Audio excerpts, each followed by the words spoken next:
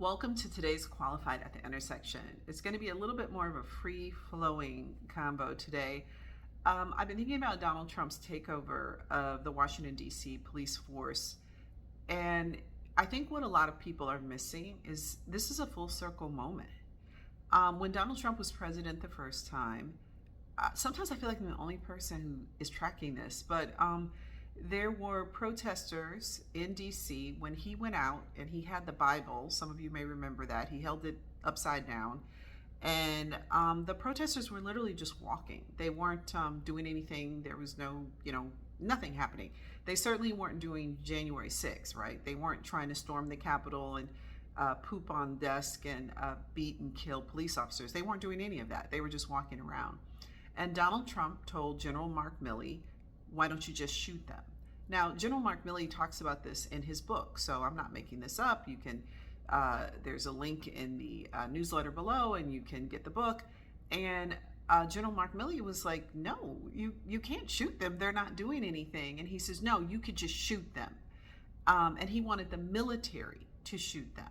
So General Mark Milley said no, and Donald Trump went around him. He went to the Attorney General, Bill Barr, and said, hey, Mark Milley won't let me shoot them. I think I can shoot them. So this wasn't something he just said. It was something he was trying to make happen. And then he told General Mark Milley, because he had seen some violence in a different place, and he said, that's what we should be doing here. We should crack their skulls.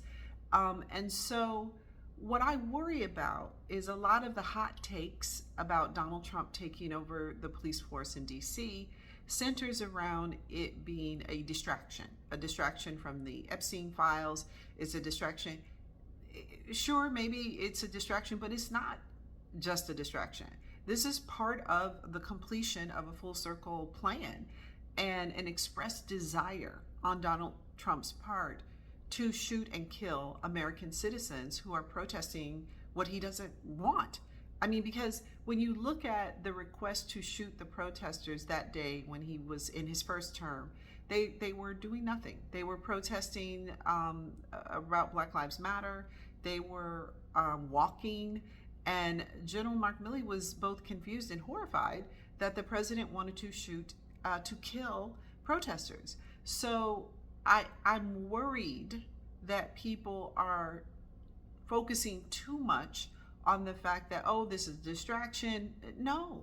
Maya Angelou said, when people show you who they are, believe them the first time.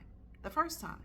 And the first time, Donald Trump was very clear with his military general, with his attorney general, that he wanted to shoot and kill protesters. Now, he also has suggested they shoot migrants crossing the border to wound them, and he meant that. I guess the problem for me is people are still talking about the things Donald Trump says as if he's just saying it or he's just doing it for shock value. No, he means these things. And he has wanted to create a standoff between the U.S. military, either through the National Guard or the Marines, and citizens since his first term. And I believe his goal is to create a scenario where citizens are shot and killed, and the fear really takes hold, that people won't protest, they'll gerrymander districts, and we have no way of fighting back because he'll use the military to shoot civilians. And there was some reporting today about a memo about a rapid response military force to put down protests in the United States. Now, this is the same man who did not call up the National Guard when police officers were being beaten within an inch of their life. One died. When they were stormed the U.S. Capitol, threatened to hang his vice president, threatened to call a U.S. Capitol police officer every N-word in the book, beat people on their way in, and tried to reach Congress people and senators to kill them, to kill them. And make no mistake, Ashley Babbitt, when she went through that window, the officer who shot her They were seconds from breaching where Congress people were. It could have been a bloodbath. And, part of it is maybe because that didn't happen, people don't take it seriously. And I don't wish bad things on Mike Pence or anybody else, but partly it seems like that would have had to have happened for people to realize how deadly serious this is.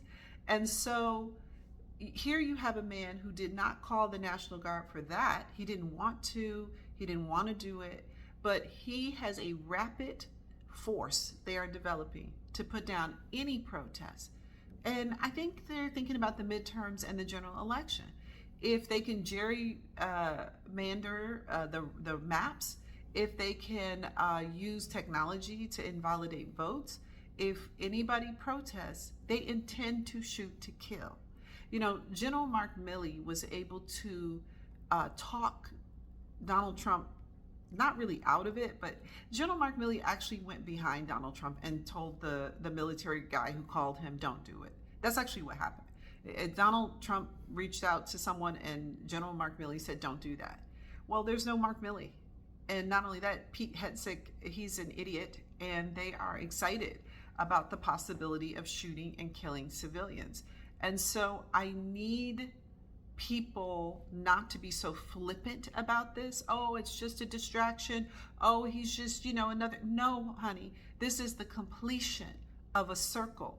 And one thing about Donald Trump we have seen, he's like a dog with a bone. Like, he doesn't forget something he wants to accomplish, and he wants to accomplish this. He wants to use the U.S. military, the reserves or the Marines, to kill U.S. citizens. And no one should think this is a joke. And no one should be under the impression this is just a distraction.